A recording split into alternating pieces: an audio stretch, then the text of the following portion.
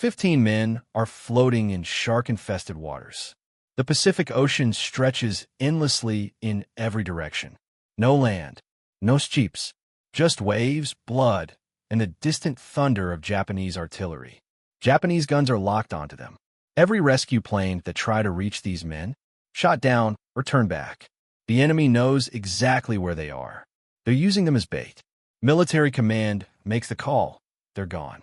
Write them off. 15 American airmen. Fathers, sons, brothers. Just erased from the mission board. Acceptable losses. But one pilot looks at that order and says, no, not maybe. Not let me think about it. Just no. What happens next breaks every rule of aviation, every protocol of war, and every logical calculation of survival. This pilot will fly directly into enemy fire. He'll land a seaplane on waves that should tear his aircraft apart. He'll load so many men onto that plane that physics says it shouldn't fly. And then he'll do the impossible. He'll take off anyway. This is the story they almost erased from history. Let me tell you how one man decided that impossible wasn't a good enough reason to let 15 souls die. Before we get to the moment those guns opened fire, you need to understand something about the Pacific War in 1944. This wasn't some gentleman's conflict with rules and handshakes. This was brutal, savage, unforgiving warfare across thousands of miles of open ocean. Islands you've never heard of became mass graves.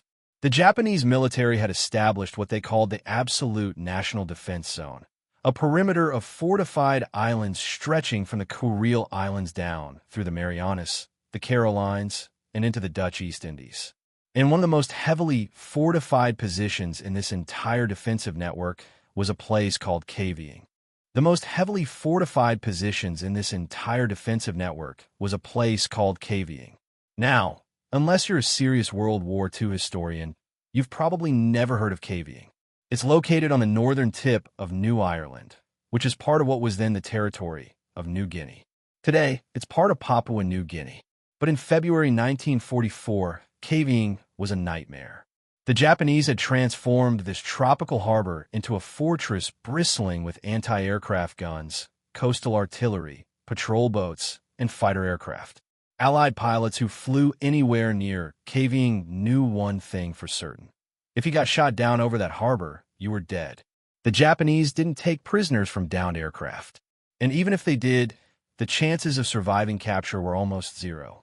Caveying had a reputation. Pilots called it the graveyard. And on February 15, 1944, that graveyard was about to claim more American lives. Let me introduce you to the hero of this story, because his name deserves to be remembered. Lieutenant Nathan Gordon. If Hollywood had invented a war hero for a feel-good movie, they couldn't have done better than Nathan Gordon. Born in Morrilton, Arkansas, on September 4, 1916, Gordon grew up in the kind of small-town America that seems almost mythological today. His father was a farmer. His mother raised him with the kind of stern moral compass that doesn't bend when things get hard. Gordon was smart enough to attend Arkansas Tech and then earn his way into the United States Navy. By 1944, Lieutenant Nathan Gordon was a PBY Catalina pilot assigned to Patrol Bombing Squadron VPB 34, operating out of bases in the South Pacific. And here's where you need to understand something about PBY Catalinas, because this aircraft is absolutely central to understanding why what Gordon did was so insane. The PBY Catalina was a flying boat. Technically, it was designated a patrol bomber, but calling it a bomber is like calling a minivan a race car. The PBY was slow. We're talking about a top speed of maybe 180 miles per hour on a good day with a tailwind. Most of the time, these things cruised at around 125 miles per hour. To put that in perspective, a Japanese Zero fighter could fly at over 330 miles per hour. If a Zero wanted to catch a Catalina, the Catalina couldn't run. It could only pray. But here's the thing. The PBY wasn't designed for combat. It was designed for long-range patrol missions, submarine hunting, and search and rescue operations. It had a massive fuel capacity that allowed it to stay airborne for over 24 hours.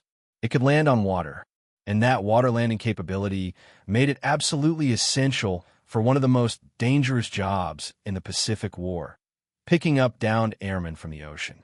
These rescue missions were called Dumbo missions, named after the Disney elephant, because Catalinas were big, slow, and kind of ungainly. But they were also the only hope for any pilot who went down over water. If you ejected over the Pacific and you saw a Catalina coming, you knew you had a chance. If no Catalina came, well, you'd better hope the sharks found you before the Japanese did. Nathan Gordon had been flying Dumbo missions for months by February 1944. He knew the risks. He knew that every time he flew toward enemy territory to pick up downed airmen, he was betting his life and the lives of his 9-man crew against the possibility of saving someone else. Most Dumbo pilots made that calculation every single day. But what Gordon was about to face on February 15th was different. This wasn't a standard rescue mission.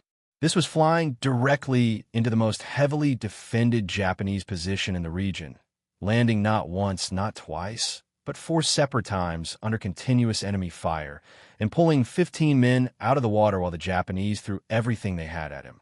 Let me set the scene properly, because the details matter. On the morning of February 15th, 1944, the U.S. Navy and Army Air Forces launched a major strike against Caving Harbor. This was part of Operation Cartwheel, the broad Allied strategy to isolate and neutralize the major Japanese base at Rabaul. Caving was a key supporting position for Rabaul, and Allied commanders wanted it neutralized. The strike force included bombers, torpedo planes, and fighter escorts. Their mission was to destroy Japanese shipping, harbor installations, and defensive positions. But the Japanese at Caving were ready. As the American strike aircraft approached, the sky erupted with anti-aircraft fire. Japanese gunners had been waiting for this. They knew American planes would come eventually, and they had prepared a welcome party. Within minutes, the carefully planned strike mission turned into chaos. American aircraft started falling from the sky. Bombers were hit by flak. Fighters were swarmed by Zeros. Planes that were crippled but still flying tried to limp away from the harbor, but many didn't make it. They crashed into the water. And that's when the real nightmare began. Imagine you're an American pilot in February 1944. You've just been shot down over Caving Harbor. Your plane is sinking. Maybe some of your crew made it out. Maybe they didn't. You're in the water now, trying to inflate your life raft, trying to signal for help, trying to stay alive. And all around you, Japanese guns are still firing. Patrol boats are starting to move out from the harbor. The Japanese know exactly where you are, and they're coming. This is the situation that faced multiple American aircrews on the morning of February 15th, 1944. Scattered across the waters around Caving Harbor, American airmen were struggling to survive. Some were wounded, some were in shock, some were desperately trying to keep their injured crewmates alive while treading water in a combat zone. And every single one of them knew the truth. Nobody was coming to save them. How could they? Caving was too heavily defended. Any rescue aircraft that tried to approach would be shot down. The mathematics of war were simple and brutal. Sending a rescue plane into those waters would just mean more dead Americans. Better to write off the men who were already lost than sacrifice more lives in a futile rescue attempt. That was the logical calculation. That was what the rulebook said. That was what any reasonable commander would conclude. But Nathan Gordon wasn't feeling reasonable that morning. Gordon's Catalina was in the air when the distress calls started coming in. Multiple aircraft down, airmen in the water. Position, Caving Harbor. Gordon looked at his crew, 9 men who trusted him with their lives.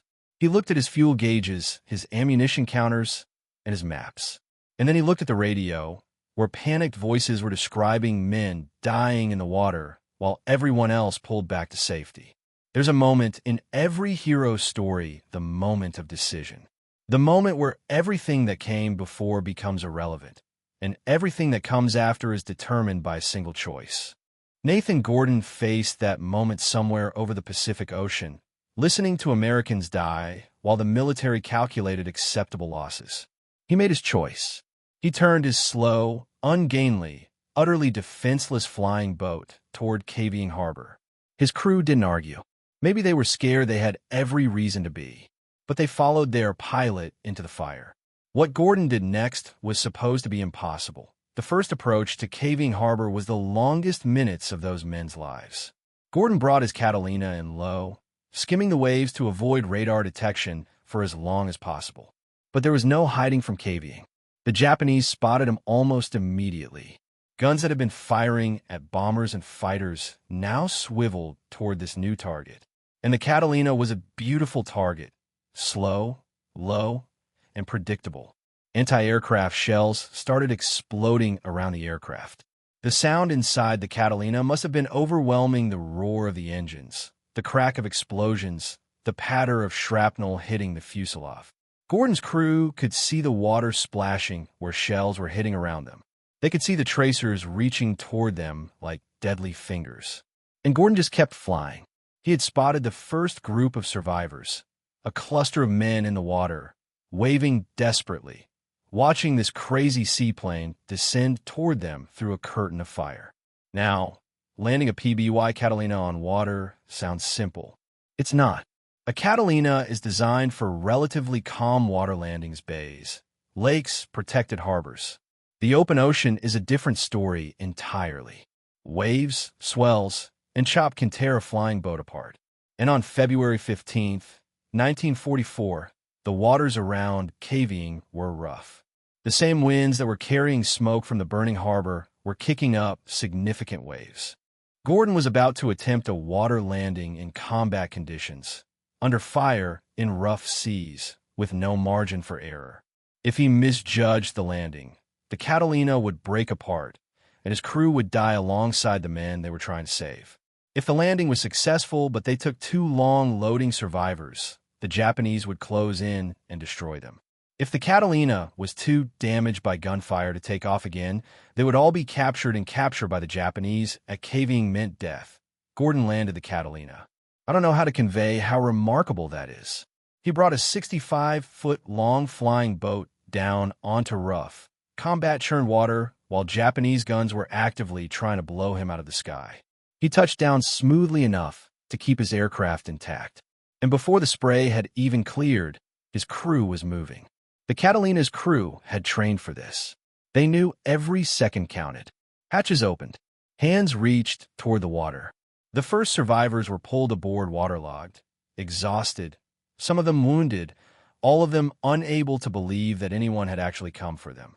Gordon's crew worked frantically, dragging men from the water while the pilot kept the engines running, ready for an emergency takeoff if Japanese patrol boats got too close. And here's where the story gets even more insane. Gordon wasn't just rescuing one crew. After pulling the first group of survivors aboard, Gordon looked out across the harbor and saw more men in the water. Distant shapes, waving arms, desperate signals. These weren't from the same aircraft. Multiple planes had gone down. Multiple crews were scattered across the combat zone. And they were all going to die if no one came for them. Military protocol was clear. Gordon had already done more than anyone could reasonably expect. He had risked his aircraft and crew to save multiple airmen. Mission accomplished. Time to leave. But Nathan Gordon looked at those distant figures in the water men he could still save if he was willing to risk everything, and he made another choice. He didn't leave. The takeoff was brutal.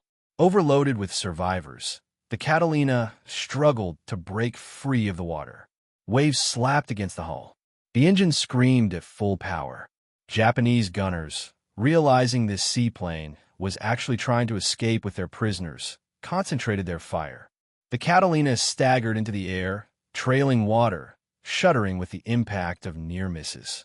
And then, incredibly, unbelievably, instead of turning for home, Gordon circled back toward the harbor. He landed again, under fire, in rough seas. For the second time that day, more survivors pulled aboard.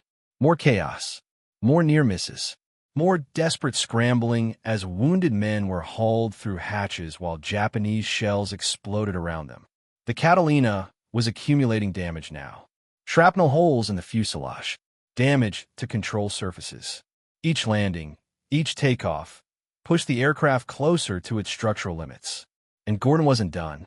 He took off again. He circled the harbor, looking for more survivors. He found them. He landed a third time. Let me pause here to make sure you understand what was happening. This wasn't a video game where you respawn if you die. This wasn't a simulation where you can quit and start over. This was a man in a slow, damaged, overloaded aircraft, repeatedly landing in the middle of an active combat zone while enemy forces tried to kill him, so he could save people who had been written off as acceptable losses. Every single landing increased the odds that he would die. Every single takeoff was a miracle. And Nathan Gordon, this farm boy from Arkansas, just kept doing it. 3 landings weren't enough. There were still men in the water. Men who would die if no one came for them. Men whose lives depended entirely on whether one pilot was willing to risk everything again for people he'd never met. Gordon landed a 4th time. By now, the Japanese had realized what he was doing. This wasn't just a rescue, it was a demonstration. It was a single American showing the entire Japanese garrison at KVing that they couldn't stop him, that he would keep coming back, keep landing, keep taking men from them, no matter what they threw at him. And they threw everything. The 4th landing was the most dangerous. Japanese patrol boats were actively closing in now. The Catalina was critically overloaded. 15 survivors had been pulled from the water, plus Gordon's original 9-man crew. 24 men on an aircraft designed to carry maybe 12. And the harbor was crawling with enemies. Gordon's crew worked faster than ever. The last survivors were dragged aboard. The hatches slammed shut, and Gordon threw the throttles forward for a takeoff that should not have been possible. That a PBY Catalina has a maximum takeoff weight. This is not a suggestion. It's a physical limit based on engine power, wing lift, and structural integrity. Gordon's Catalina was now vastly over that weight. 24 men. Fuel. Water damage. Structural damage from shrapnel. The aircraft should not have been able to fly. The takeoff run was longer than any Gordon had ever attempted. The Catalina bounced across the waves, engines screaming, hull pounding against the water. Japanese fire churned the harbor around them. The crew held on to whatever they could grab, waiting for the impact that would tell them the aircraft had broken apart. But it didn't come. Inch by inch, foot by foot, the Catalina clawed its way into the air. Overloaded, damaged, riddled with holes, this flying boat that should have been nothing more than a slow-moving target somehow became a vehicle of salvation. Gordon got his aircraft airborne, and then he flew away from KVing Harbor, carrying 15 men who had been abandoned to die. The flight back to base was its own ordeal. The Catalina was handling like a brick. Control surfaces were damaged. The aircraft was leaking. The survivors were wounded, dehydrated, in shock. Gordon's crew did what they could to administer first aid, but they weren't equipped for this many casualties. All they could really do was keep the aircraft flying and pray they made it home. And they did. Against all odds, Nathan Gordon brought his battered, overloaded Catalina back to base. He landed safely. He delivered 15 rescued airmen to medical care. And then, probably, he sat down somewhere quiet and let the magnitude of what he'd done wash over him. For landings under fire, 15 men were rescued from certain death. 1 aircraft and crew pushed far beyond their limits. An act of courage and skill and sheer stubborn refusal to accept the logical outcome. This is what heroism looks like. Now, I need to tell you what happened next, because the aftermath of this rescue mission is almost as remarkable as the mission itself. Nathan Gordon's actions at KVing Harbor were witnessed by other aircraft in the area. Surviving strike pilots who had seen the Catalina descend through the fire, who had watched it land and take off and land again, who had counted the impossible number of trips this one aircraft made into the kill zone. They reported what they had seen. The story made its way up the chain of command. And for once, the military bureaucracy did the right thing quickly. Nathan Gordon was recommended for the Medal of Honor. The Medal of Honor is the highest military decoration awarded by the United States government. It is reserved for acts of valor that go above and beyond the call of duty. It is not given lightly. Many acts of extraordinary bravery receive lesser decorations. The Distinguished Service Cross, the Navy Cross, the Silver Star. The Medal of Honor is something else. It represents the absolute pinnacle of military courage. And Nathan Gordon, the farm boy from Arkansas who said no when everyone else said they're gone, received that medal from President Franklin D.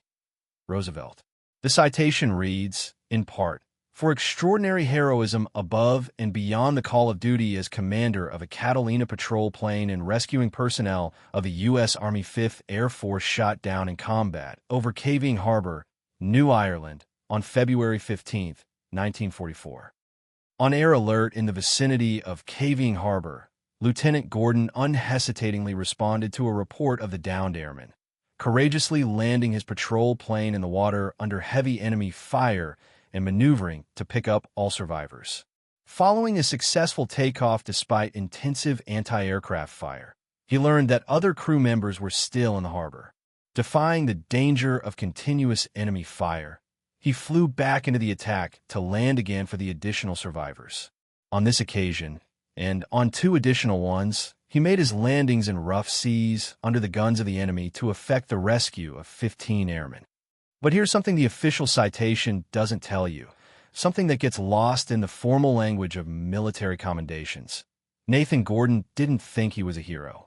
When interviewed about the rescue later, Gordon was characteristically modest. He talked about his crew. He talked about the survivors. He deflected attention from himself at every opportunity. This is a pattern you see with genuine heroes, by the way.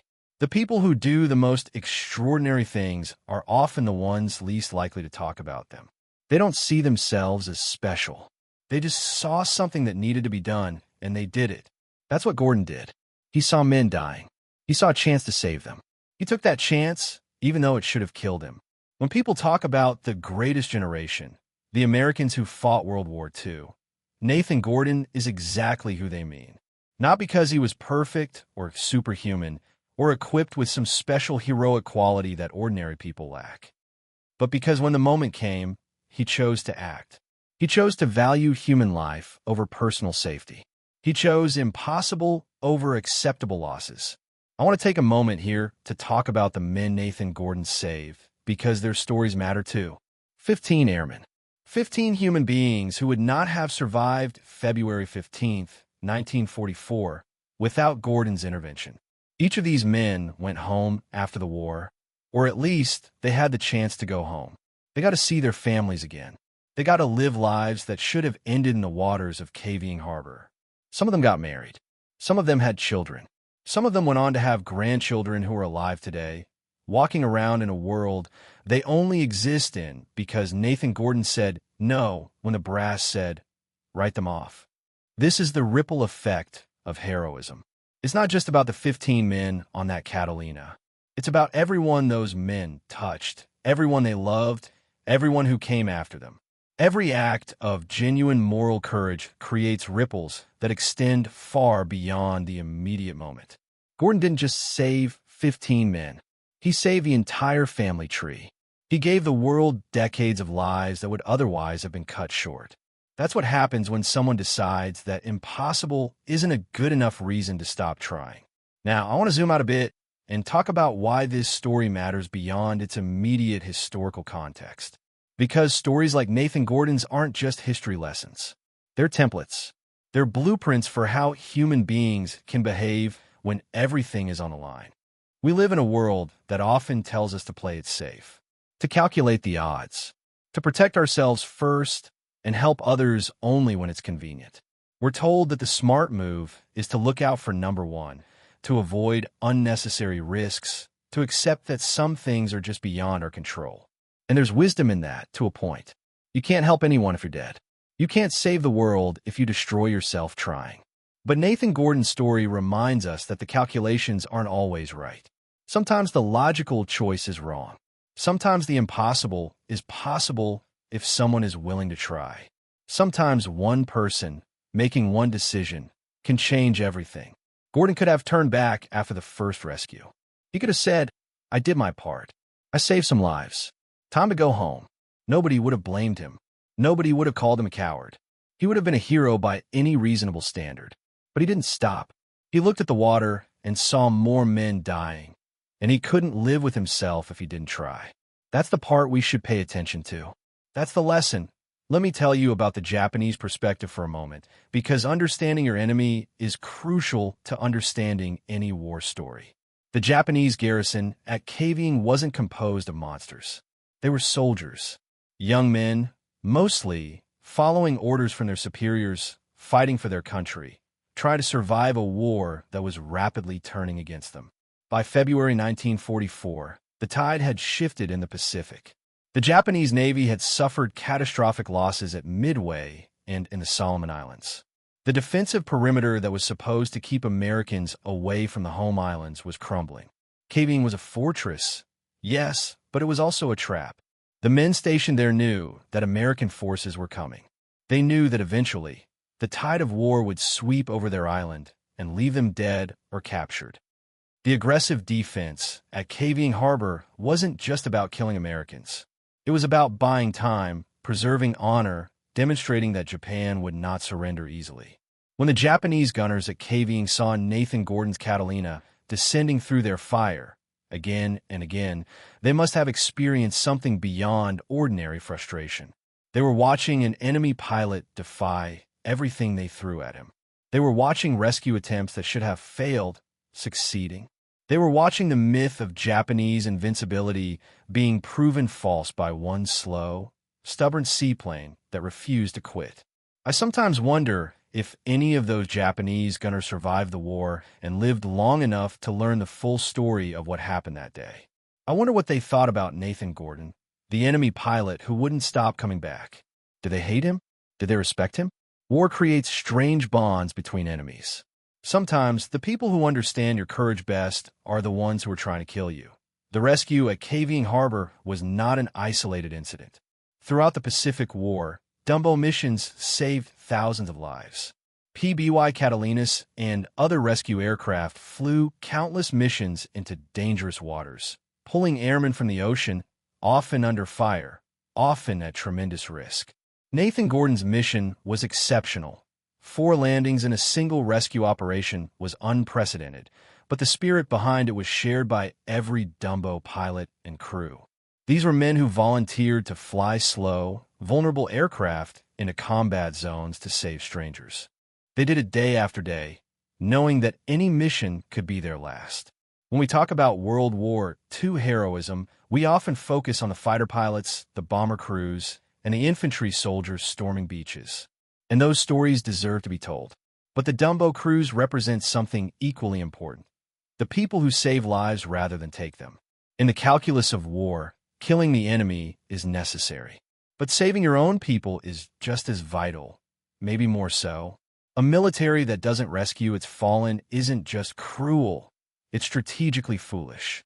Soldiers fight harder when they know someone will come for them if they go down.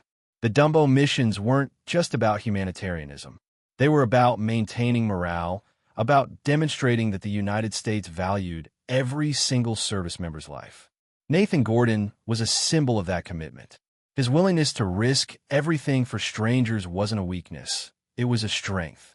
And the Japanese, watching that Catalina descend through their fire again and again, understood that they were facing an enemy that would not abandon its own. I want to talk about the technology for a moment, because the PBY Catalina deserves its own place in this story. The Catalina was designed by the Consolidated Aircraft Company in the 1930s. It entered service with the U.S. Navy in 1936 and went on to become one of the most produced flying boats in history. Over 3,300 Catalinas were built, and they serve in virtually every theater of World War II. The Catalina wasn't glamorous. It wasn't fast. It wasn't heavily armed. What it was reliable, versatile, and capable of operating in conditions that would ground other aircraft. The Catalina could take off and land on water, obviously, but many variants also had retractable landing gear that allowed them to operate from conventional runways. This amphibious capability made them incredibly flexible. A Catalina could patrol vast stretches of ocean for hours, searching for enemy submarines, shadowing enemy fleets, or scanning the water for down pilots. When it found something, it could land, investigate, and then take off again without needing any shore-based infrastructure. In the vast, island-dotted expanses of the Pacific, this flexibility was invaluable.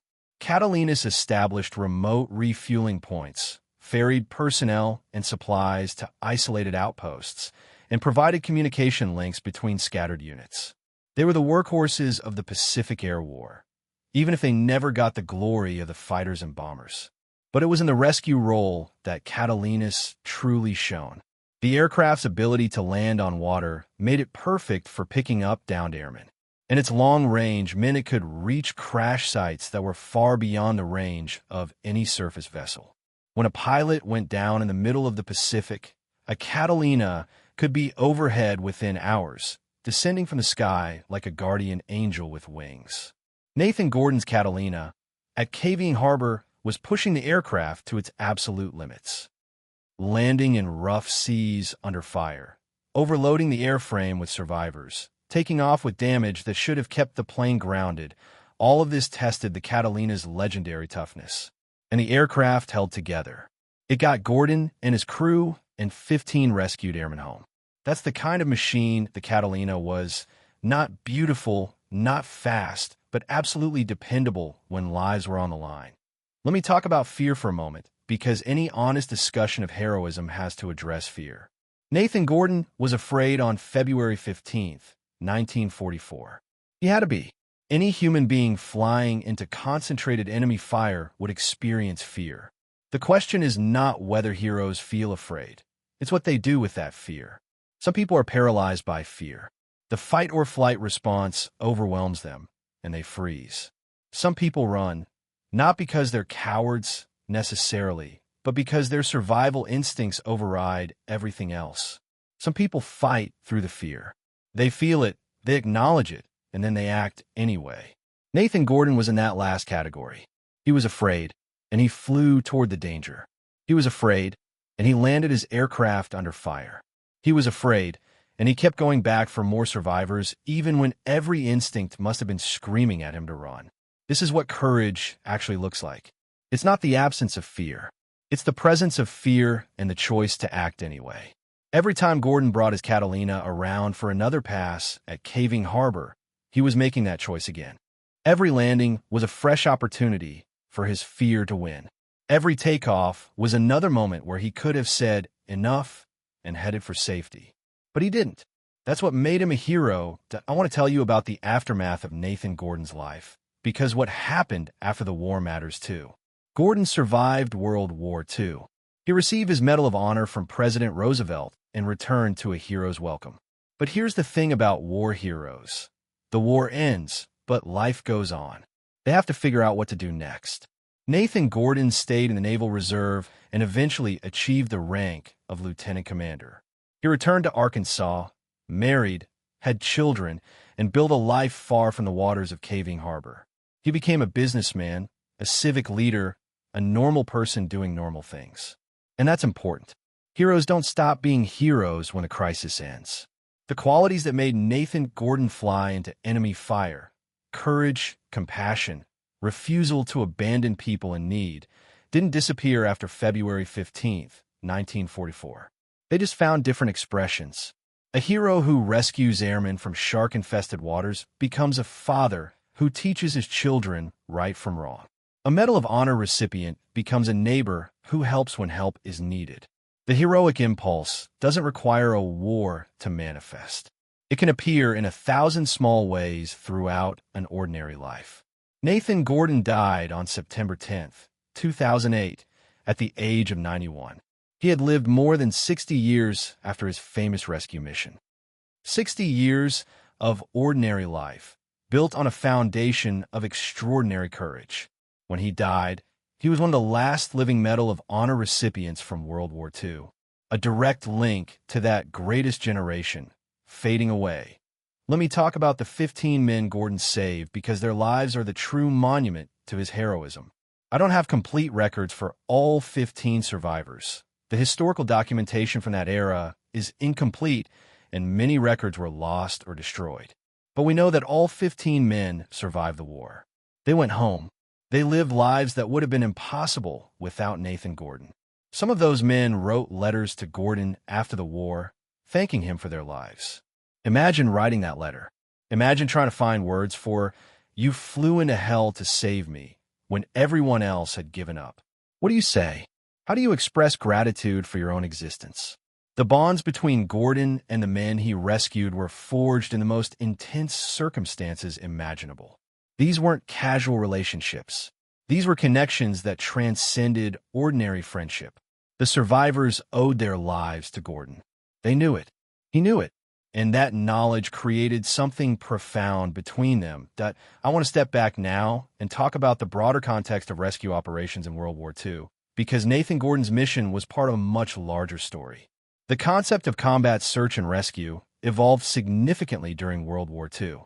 Before the war, there was no organized system for rescuing downed airmen. If a pilot went down, he was pretty much on his own. The vast distances of the Pacific, combined with the primitive state of radio technology and the absence of coordinated rescue services, meant that going down in the water was often a death sentence. But as the war progressed, military leaders recognized that leaving downed pilots to die was both morally wrong and strategically stupid. Experienced pilots were valuable assets. Training a pilot took months and cost enormous resources. Losing pilots who could be saved was wasteful in the most practical sense. So rescue systems evolved. Submarines were positioned along anticipated flight paths to pick up downed airmen. Surface ships were assigned to patrol areas where air combat was expected. And flying boats, like the WWII Catalina, became dedicated rescue aircraft. The Dumbo missions that Nathan Gordon flew were part of this evolving system. They weren't just acts of individual heroism. They were expressions of an institutional commitment to protecting American lives. The military was learning, adapting, creating new capabilities to save its people. By the end of World War II, the foundations of modern combat search and rescue had been established. The lessons learned in the Pacific about coordination, about speed, about the willingness to take risks for rescue would inform rescue operations for generations to come. Today's combat search and rescue units trace their lineage directly to the Dumbo missions of World War II. Nathan Gordon didn't know he was helping to create a tradition. He was just doing his job, pushing his aircraft beyond its limits, pulling drowning men from the water. But the precedent he set, the standard of "we don't leave people behind," became embedded in American military culture. Every combat search and rescue mission since February 15, 1944, has built on what Nathan Gordon did at Caving Harbor. The helicopters that pull down pilots from enemy territory in Vietnam, in Iraq, in Afghanistan, they're the spiritual descendants of Gordon's Catalina. The pararescuemen who jump from aircraft to save the wounded, they carry on Gordon's mission. The entire philosophy of leave no one behind has its roots in moments like this one. Let me tell you about one of the most remarkable aspects of Nathan Gordon's rescue mission: the fact that it almost didn't become famous. War is chaotic. Events happen faster than anyone can record them. Heroic acts go unwitnessed. Reports are lost. The bureaucracy of military administration sometimes fails to capture the extraordinary things that ordinary people do. Nathan Gordon's rescue at Caving Harbor could easily have been forgotten. It happened in a remote part of the Pacific, far from the main theaters of war. The witnesses were scattered, pilots from different units, survivors focused on their own survival, crewmen who saw only parts of the picture. If certain reports hadn't been filed, if certain officers hadn't pushed the paperwork through, Gordon might have received a minor commendation and been forgotten by history. Instead, the story was captured. The Medal of Honor citation was written. The record was preserved. And Nathan Gordon's name entered the small pantheon of Americans recognized for extraordinary valor. But we should ask ourselves, how many Nathan Gordons have been forgotten? How many acts of equivalent courage were never recorded, never recognized, never celebrated? The Medal of Honor has been awarded approximately 3,500 times in American history. That's 3,500 people whose heroism was documented and validated. But there must be thousands more, maybe tens of thousands, whose acts of courage went unrecorded. Sometimes hard choices have to be made. Sometimes people do have to be written off because the alternative is losing even more. But Nathan Gordon's story reminds us that the calculation isn't always right. Sometimes the impossible is possible. Sometimes the cost-benefit analysis is wrong. Sometimes you have to reject the logic and save the people anyway. Let me tell you about the role of the crew. Nathan Gordon gets the Medal of Honor and the historical recognition, but he didn't rescue 15 men alone. He had a crew of 9, and every single one of them risked their lives alongside their pilot. The names of Gordon's crew members on February 15, 1944, are not as well documented as Gordon's own, but they were there. They were the ones who opened the hatches and pulled survivors from the water. They were the ones who administered what first aid they could. They were the ones who watched the Japanese shells exploding around them and kept working anyway.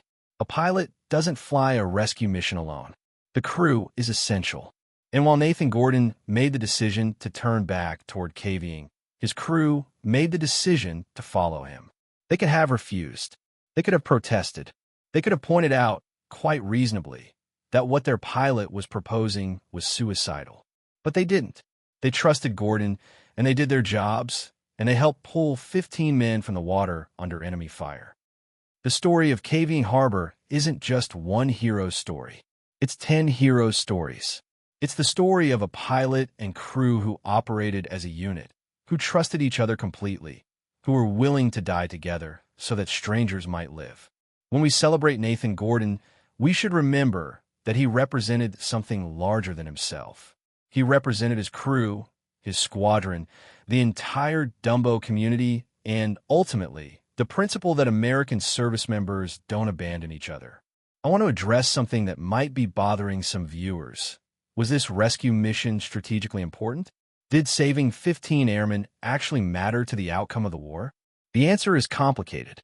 In the grand strategic sense, no. 15 airmen out of the millions of service members involved in World War II were not going to determine victory or defeat. Japan wasn't going to win because these specific men died or lost because they lived. The rescue at Cavying Harbor didn't change the course of the war. But strategic importance isn't the only kind of importance. Those 15 men mattered to their families. They mattered to themselves. They mattered to the crewmates who saw them go down and prayed someone would come for them. And they mattered to the ideal that American forces represent, the idea that individual lives have value, that people are not expendable, that the strength of a military comes from the commitment it makes to its members. Nathan Gordon's rescue mission was strategically insignificant, but it was morally essential. It demonstrated that the values America claimed to be fighting for, freedom, dignity, the worth of every human being, weren't just propaganda. They were real commitments, backed by action, proven in blood. Wars are not won only by killing enemies. They are won by maintaining the cohesion, morale, and moral authority of your own forces.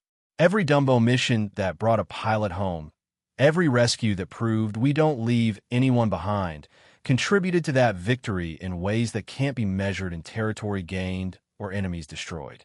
Let me talk about the water for a moment. The Pacific Ocean is beautiful and terrifying. It covers about 63 million square miles, more than all the Earth's landmass combined. It's deep in ways that are hard to comprehend. The Mariana Trench drops nearly 36,000 feet below the surface, deeper than Mount Everest is tall. And it's full of things that want to kill you. The men floating in Cavying Harbor weren't just facing Japanese guns. They were facing sharks, dehydration, hypothermia, drowning, and the slow madness that comes from floating alone in an endless blue void. The Pacific War was fought across this vast expanse, and for the pilots and sailors who battled over its waters, the ocean itself was always the ultimate enemy. You could defeat the Japanese and still die if you ended up in the water too far from rescue. The physical conditions the survivors faced at Cavying Harbor were extreme. They had likely been in the water for a significant amount of time before Gordon arrived. Some were wounded from anti-aircraft fire or from their aircraft's impacts. Some were probably in shock.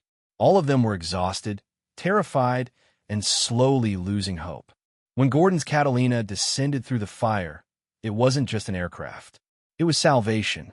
It was the difference between living and dying, between hope and despair, between going home and becoming another statistic on a casualty list.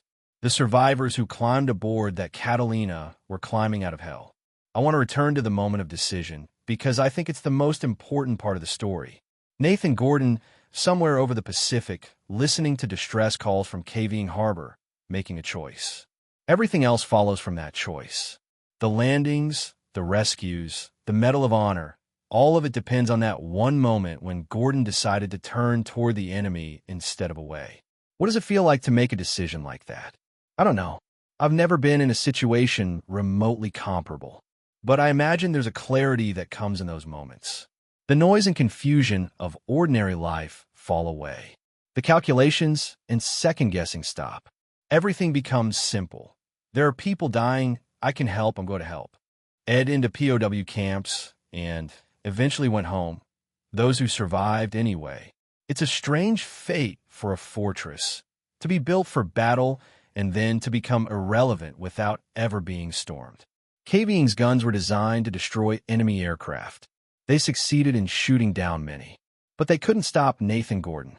And in a way, that failure represented the ultimate defeat.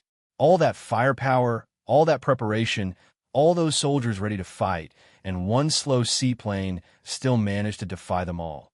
Let me tell you about the documentary record. The rescue at Caving Harbor was documented in official Navy records, in Gordon's Medal of Honor citation, and in various histories of the Pacific War. There are photographs of Gordon receiving his medal from President Roosevelt.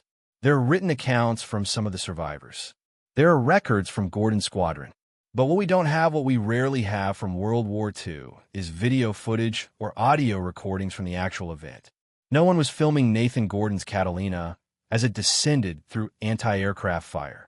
No one was recording the voices of his crew as they pulled survivors from the water. The documentary record is incomplete, as it almost always is for events from that era. This means that we have to rely on imagination to fill in the gaps. We know the facts. For landings, 15 survivors, continuous enemy fire. But we have to imagine the sounds, the smells, the terror, the triumph. We have to construct the experience from the raw materials of historical documentation. And in that construction, we might get things wrong.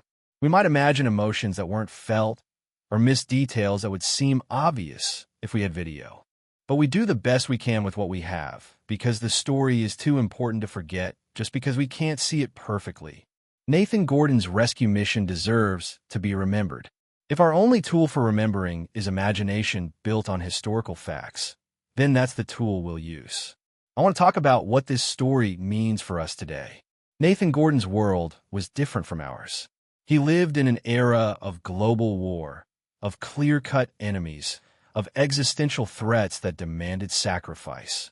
We live in a time of peace, relative peace. Anyway, with conflicts, they're messier and more ambiguous.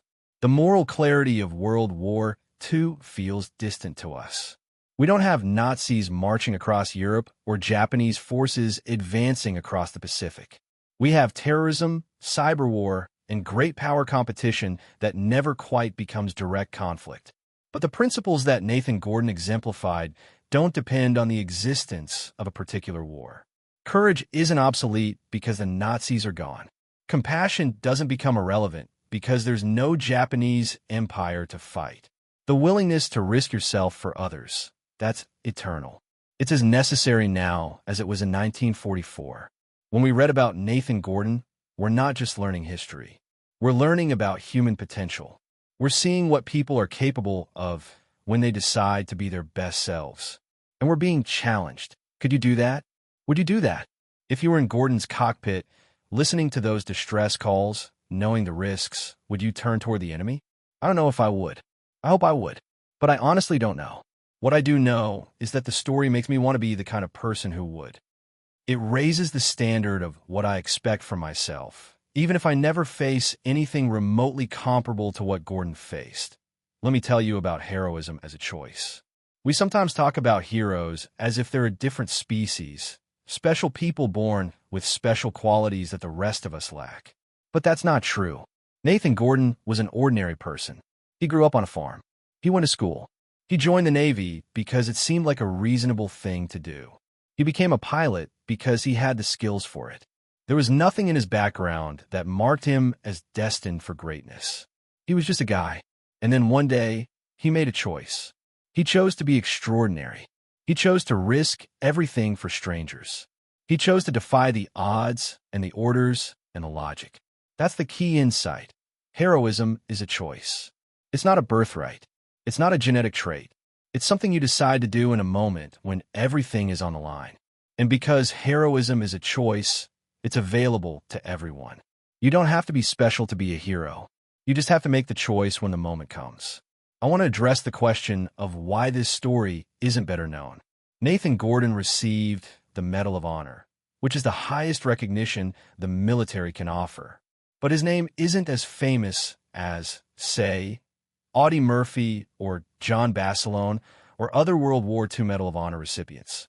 The rescue at Caving Harbor didn't become one of the iconic stories of the war. Why not?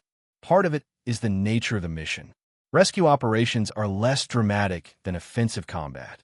There's no enemy killed, no territory captured, no explosive finale. Gordon saved lives, but he didn't destroy anything. In a war that was largely about destruction, saving lives can seem like a secondary activity. Part of it is the remoteness of the location. Caving Harbor wasn't Normandy or Iwo Jima. It wasn't a name that Americans at home recognized. The action happened far from the main theaters, far from the major campaigns that captured public attention. And part of it is just the randomness of historical memory. Some stories get told and retold until they become legend. Others, equally deserving, fade into obscurity. There's no justice in it. It's just how memory works. Nathan Gordon's story deserves to be better known. That's one reason I'm telling it now.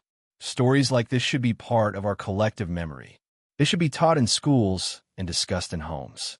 They should be referenced when we talk about courage and sacrifice and the value of human life. Let me talk about the institutional response to Gordon's mission. When Nathan Gordon returned to base on February 15, 1944, his superiors had to decide how to respond. They could have disciplined him for disobeying orders.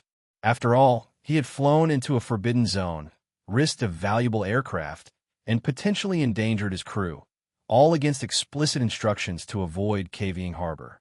Some militaries might have court-martialed him for insubordination. The U.S. Navy gave him a Medal of Honor.